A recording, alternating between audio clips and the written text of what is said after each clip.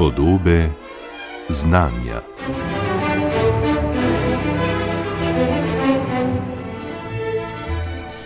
Zdravljenje je vedno najbolj učinkovito, če se lahko bolezni lotimo kar najbolj neposredno, pri samem viru težav. A do vira pogosto sploh ni lahko priti. Denimo, če govorimo o okvarjenem genu, ki bi ga morda želeli utišati, da ne bi več povzročal težav.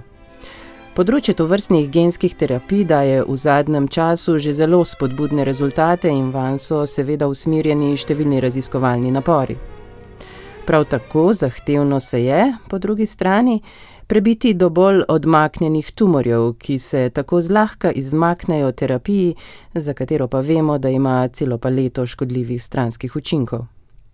Naj gre torej za takšno ali drugačno zdravljenje, ključno vprašanje vsekakor je, kako spraviti pravo učinkovino na pravo mesto. Kako pa ta transport učinkovin narediti še povsem biorazgradljiv, je tisto dodatno vprašanje, ki se mu posveča današnja gostja oddaje Podobe znanja, doktorica Nina Kostevšek z odseka za nanostrukturne materiale Inštituta Jožef Štefan. Doktorica Nina Kostevšek, lepo pozdravljeni. Lepo pozdravljeni. Področje dostavnih sistemov za zdravila je danes v res polnem razmahu. Sliši se sicer skoraj samoumevno, da je pametno učinkovine primerno zapakirati, da res pridejo na želeno mesto, a večina zdravil in terapij, kot vemo, ni takšna. Kaj se pravzaprav torej v telesu dogaja z zdravili in v katerih primerih, pri katerih snoveh je res nujno, da se jih zaščiti pred procesi presnove? Ja, tako je. V bistvu vse, kar mi dajemo v telo, torej vsa zdravila so za nas neki tujki, ne? In naše telo je v bistvu zelo pametno, da se pred tem tujkom bori. Naš imunski sistem takoj prepozna to in pač jo odstrani iz telesa na najrazličnejše načine, ne? Seveda odvisno od molekul. Zdaj imamo neke molekule zdravila, ki so topne v vodi, jih večinoma ledvica prefiltrirajo zelo hitro, če so kakšne, ki so bolj hidrofobne, to pomeni, da so bolj topne v maščobah, ponavadi končajo v jetrih. In vsi ti organi velikokrat niso naši tarčni organi, ne? Zato moramo ta zdravila ali zapakirati ali spremeniti, da nekako dosežejo pač tole tarčno mesto. Seveda pa je presnova tudi odvisna od vsakega posameznika, od bolezni in tako naprej, ne? Zdaj, zdravila pa zapakiramo ravno zato, da nekako zmanjšamo stranske učinke in tudi pripeljemo na tarčno mesto, kot sem rekla, če dam en primer, recimo. Zelo poznan oziroma zelo takšen toksičen kemoterapevt, ki se pač uporablja za zdravljenje raka, je doksorobisin. Je znan že vrsto let, bomo rekli 40 plus, ne? In slabost takšnega zdravila je, če si predstavljate, ko ga iniciramo, se v bistvu izloči iz telesa oziroma iz krvnega obtoka že v 3 minutah. To je zelo hitro in si lahko predstavljate, da v 3 minutah dejansko pač zelo, zelo majhna količina doseže nek tumor, neko našo tarčno celico, ne. In kaj so že naredili nazaj v 90-ih letih? So že uporabili nanotehnologijo. To pomeni, da nanotehnologija ni več nek science fiction, znanstvena fantastika, ampak se že vrsto let, 30 let že uporablja tudi dejansko v medicini. In kaj je bil takšen preboj? Tole zdravilo, doksorobisin, so zapakirali v ene takšne nanokapsule, narejene iz fosfolipidov, to so takšne lipidne molekule.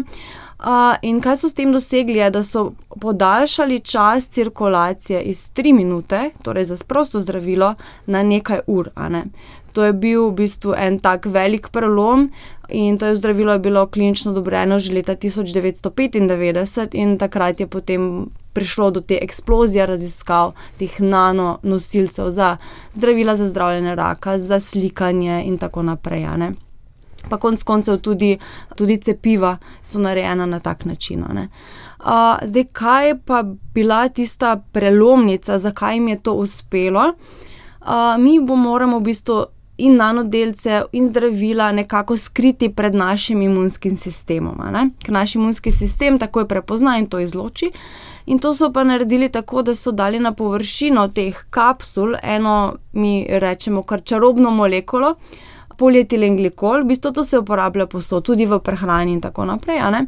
In ta polietilenglikol nekako prepreči, da bi se proteini v krvi vezali na nanodelce, na te kapsule in torej izločili, a ne. To pomeni, da nekako skrije ta zdravila pred našim imunskim sistemom in zato lahko dalj časa cirkulirajo v krvnem obtoku in zato tudi jih več potem doseže našo tarčno celico, naš tarčni tumor, a ne. To je nekako ideja. Se pravi, če prav razumem, to vrstni pristopi so torej že kar dolgo pravzaprav v razmahu. V zadnjih letih sicer mnogo več slišimo o tem dogajanju tudi širše. Kako zelo bogato, raziskovalno, pa tudi morda že aplikativno v klinični fazi, torej je to področje, kaj vse se danes že uporablja, glede na pač povedano? V bistvu nanomedicina oziroma nanodelci za medicino se res raziskujejo že vrsto let in v zadnjih letih je to v porastu, a ne. Že samo zaradi razvoja različnih tehnik, kako mi sploh videti nanodelce, a ne. Ker če si predstavljate, nanodelci, zdaj, če je debelina našega lasu 100 mikrometrov, a ne, v debelino našega lasu mi lahko v vrsto postavimo recimo 100.000 nanodelcev. In si predstavljate, da mi tega ne moremo videti. To pomeni, da je potreben najprej razvoj recimo mikroskopov, da lahko ti sploh veš, kaj si sintetiziral, optimiziral in ravno zato je v zadnjih letih pač prišlo do razvoja in tako tehnologije in potem posledično tudi produktov, ki jih lahko prenesemo v klinično uporabo, a ne. Prav tako pa tudi same klinične študije, ko mi nekaj razvijemo in pripeljamo do klinične uporabe, včasih trajajo tudi 10 let, a ne, zato pač takšen razkorak zdaj od takrat, ko se je začelo do zdaj, da je pač prišlo do tega, da je boom. Kaj se največ raziskuje? Večinoma so klinično odobreni že, torej za uporabo razni liposomi in lipidni nanodelci.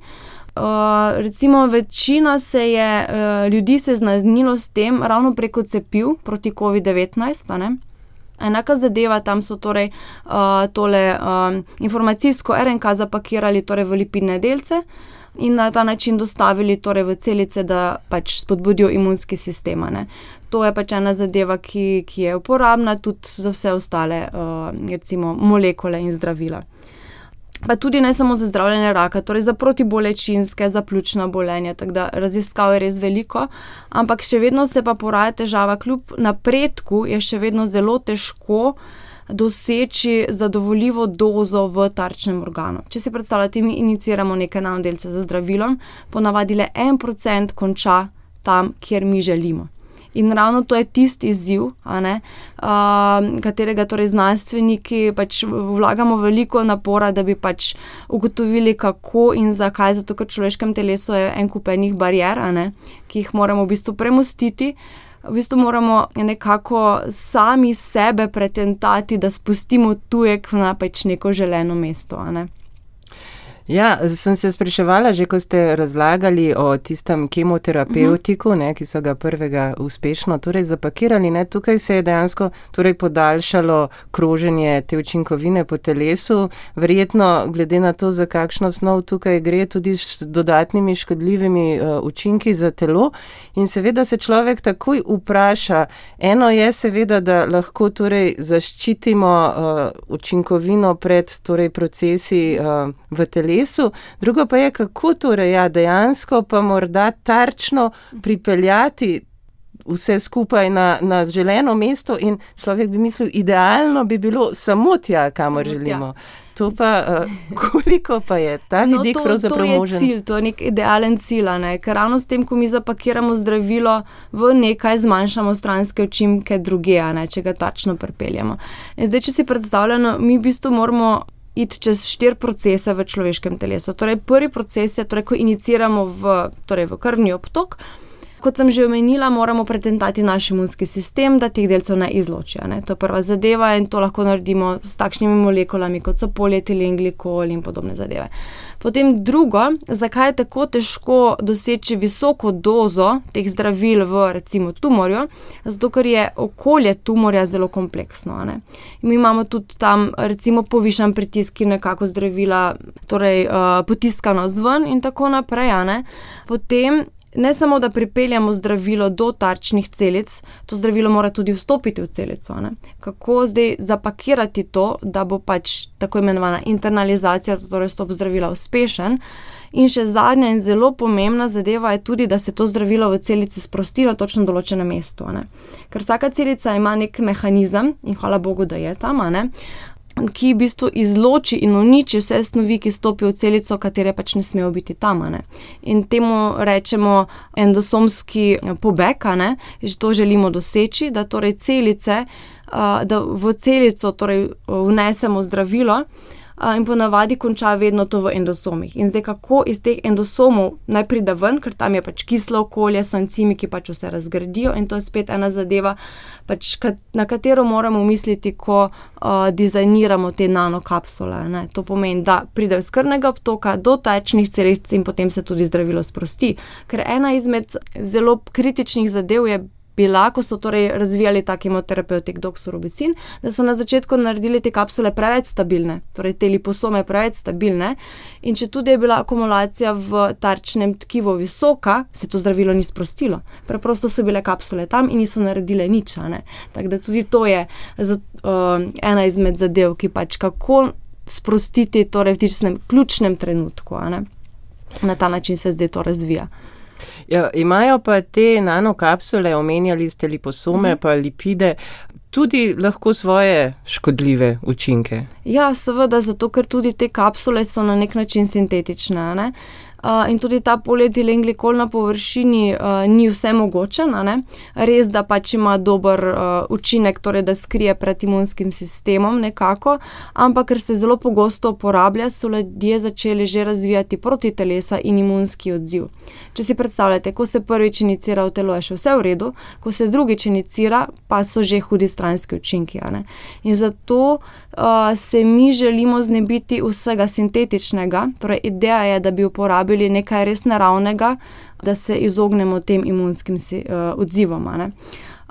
In zato se v zadnjih letih veliko raziskuje, kako uporabiti telesu lastne celice, v njih zapakirati zdravila in na ta način dostaviti na tarčno mesto, ker če je nekaj telesu lastnega, to telo ne bo zavrnilo, to je celotna ideja.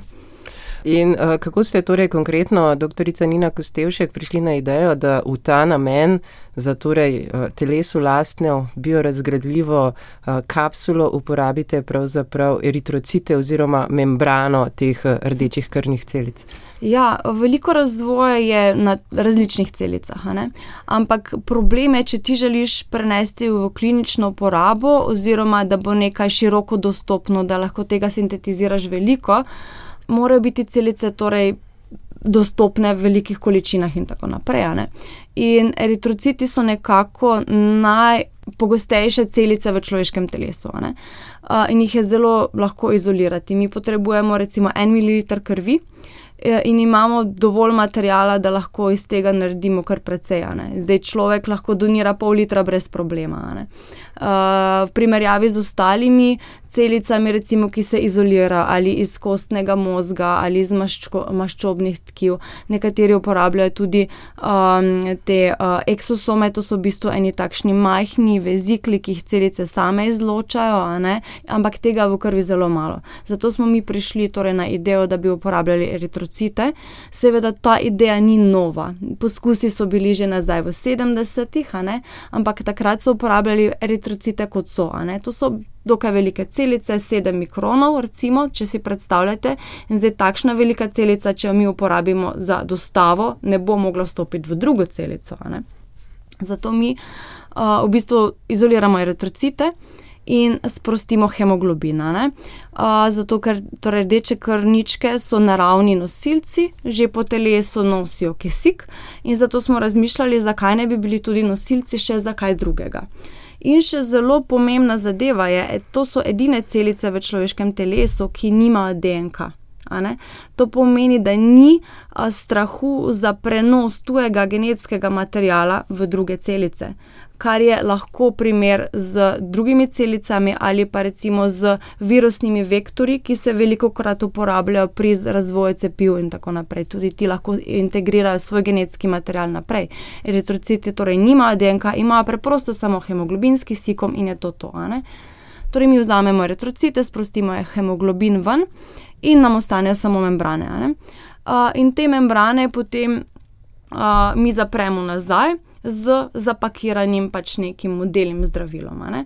In sedaj smo v bistvu v fazi predkliničnih preiskav, ker je nova zadeva, še veliko neznanega in seveda, kaj se zgodi zdaj s temi membranami? A so seveda še vedno biokompatibilne, a se je kaj zgodilo med samim procesom, torej ko smo mi vzeli kri, sprostili hemoglobin, nazaj formulirali te membrane, a smo izgubili kakšne pomembne proteine, ker to se lahko vpliva potem, da pride do kakšnega imunskega odziva v telesu. Do sedaj kažejo raziskave, da ne, da niso toksični, torej te same eritrocitne membrane oziroma tako imenovani vezikli, ki so nastali iz njih. Pa tudi delamo trenutno prve poskuse že na živalih, torej na celičnih linijah smo že uspešno dostavili nukleinske kisline, torej za utišanje določenih genov, ker to je ena izmed naših ciljnih terapij, torej genska terapija za utišanje genov. Ampak najprej seveda treba razumeti, kaj se dogaja s temi membranami v telesu. Koliko pa se to konkretno področje, torej tovrstna uporaba eritrocitov, raziskuje v širšem, v svetovnem kontekstu? Ne? Glede na vse povedano, prednosti se zdi zelo veliko, ne? Domnevam pa, da so tudi slabosti uporabe teh konkretnih celic oziroma membran.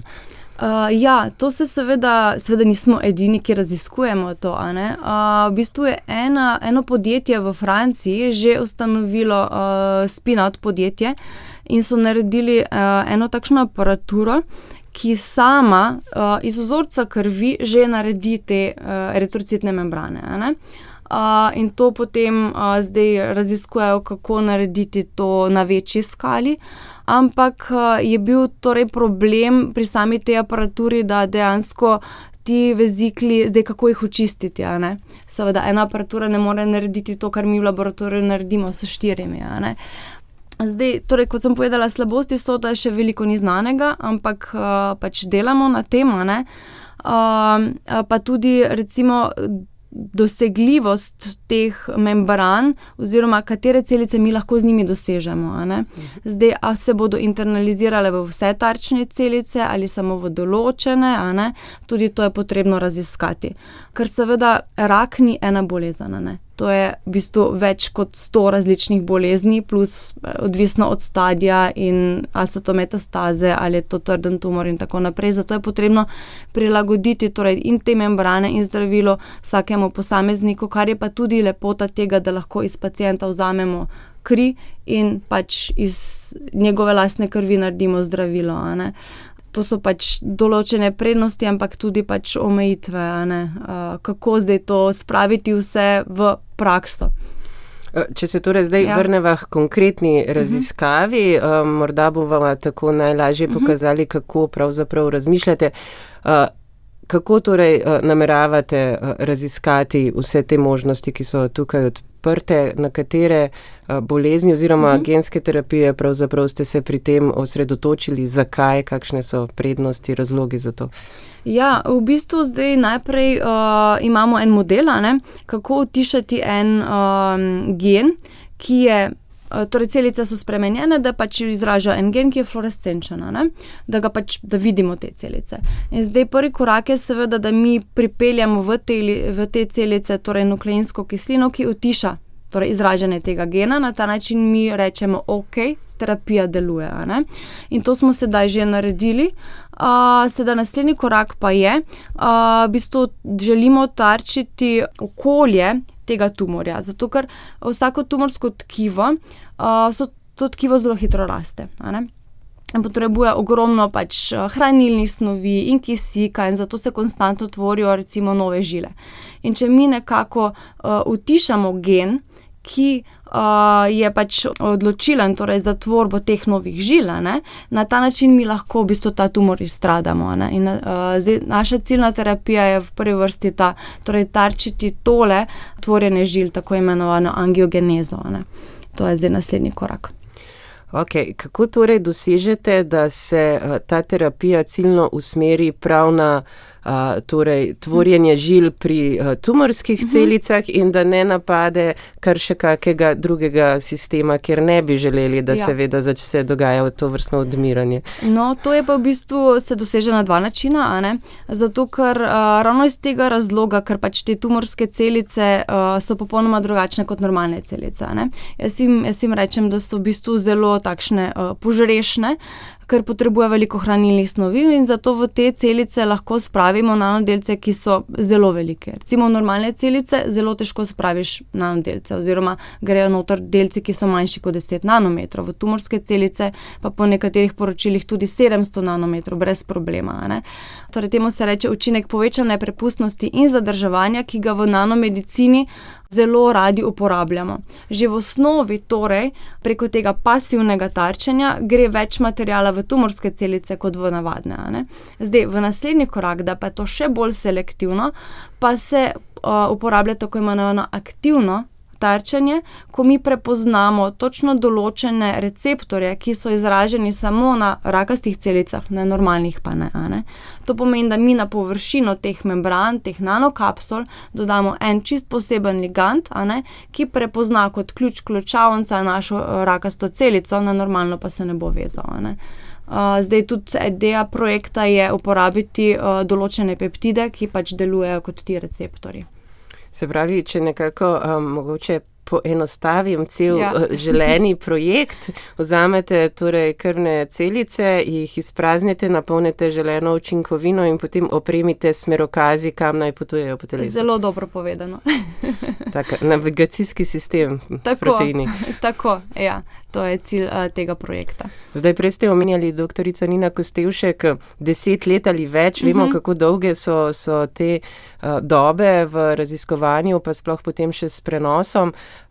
Kako vidite torej naslednja leta raziskovanja, v kolikom času bi želeli priti do kam in do kje pravzaprav lahko v kontekstu torej raziskav na Inštitutu Jožef Štefan pravzaprav pripeljete to vrstno terapijo? No, to je tudi ena izmed omejitev, ker ponavadi je omejitev financiranje. Mi lahko pripeljemo en tak sistem pač do konca predkliničnih preiskav. To pomeni, da naredimo vse na celicah, vse na živalih, potem pa rabiš ti en velik vir financiranja za naprej, torej za klinične preiskave na pacientih. Tu se pa ponavadi potem zatakne, ker ponavadi potrebuješ pač kakšno veliko farmacevtsko podjetje za tem, ki je pripravljeno investirati v to. Zdaj, lahko se to patentira, ampak tudi sami bi želeli, pač, ko končamo te klinične študije, ker pač raziskave kažejo, da ima res velik potencial, pripeljati stvari naprej. Torej, financiranje je ponavadi tako kot povsod nekje tisto ozko grlo, kako spraviti raziskave torej vnaprej.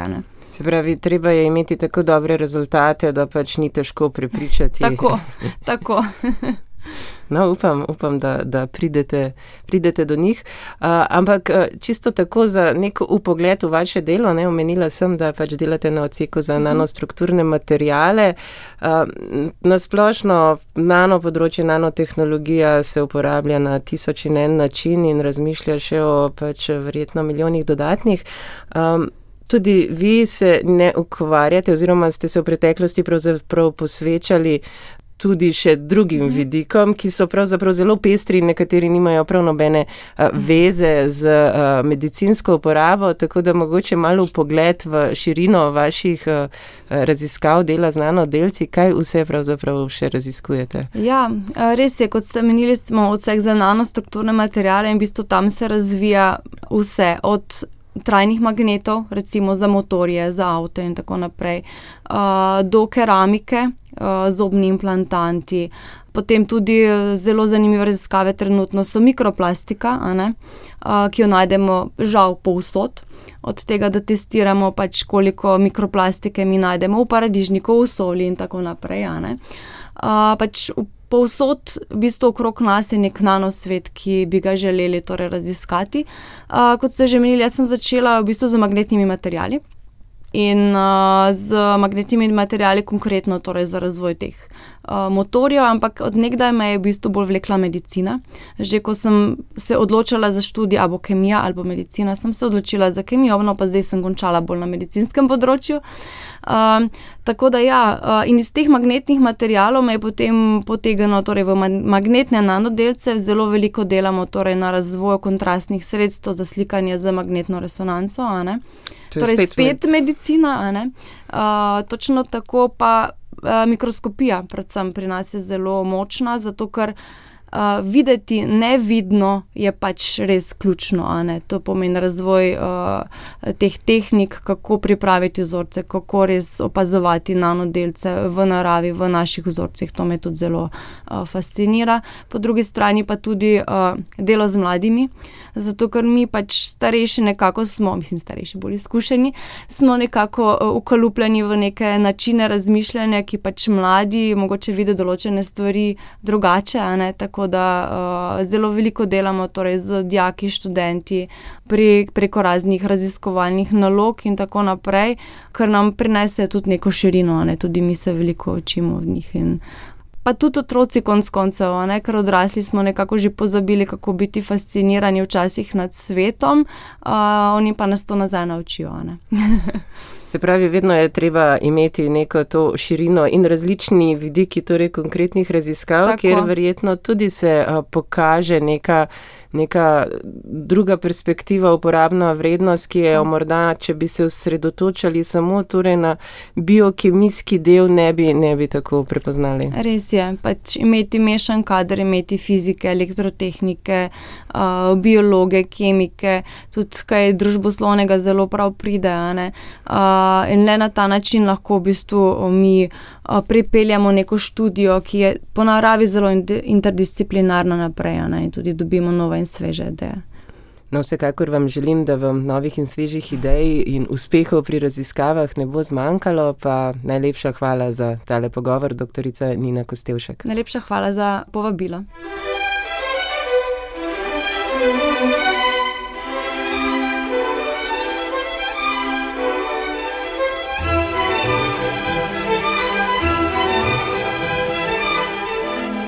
Podobe znanja.